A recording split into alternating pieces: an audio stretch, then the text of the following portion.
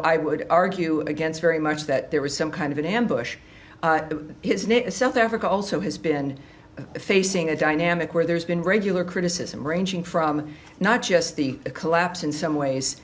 when it comes to the violence in civil society, but... So what information was given to the White House, if any, by the State Department, by the experts in the field, to support what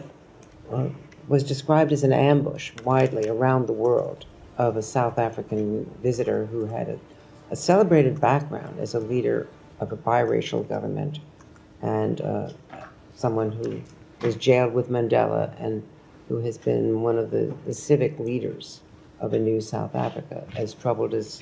their history has been and as troubled as their current situation is? Well, I would say that, as we all knew, of course, the president has been very vocal about his concern about the violence, the nature of what's been transpiring in South Africa. The president did not come to the United States of America unaware of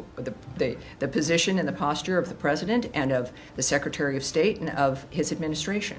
So I would argue against very much that there was some kind of an ambush. South Africa also has been facing a dynamic where there's been regular criticism, ranging from not just the collapse in some ways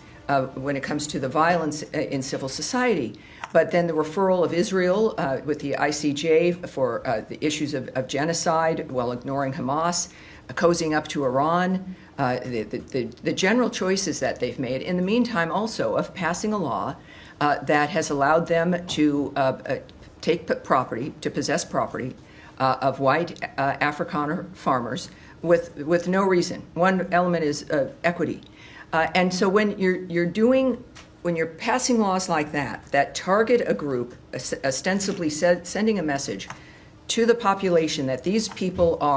have a price to pay, there's something that they need to be doing, that they deserve to have their land taken, combined with the chance of killed boar, the massive rallies where encouragement of violence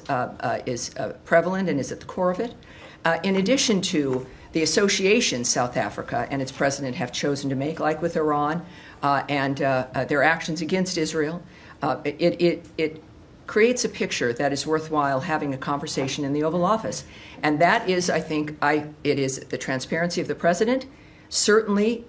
both leaders aware of what the concerns have been and what the arguments have been. So I don't think President Ramaphosa was somehow surprised or shocked at the fact that we have an honest man who's in the White House who's spoken and continued to speak about violence and the trajectory of South Africa. Well, what I'm just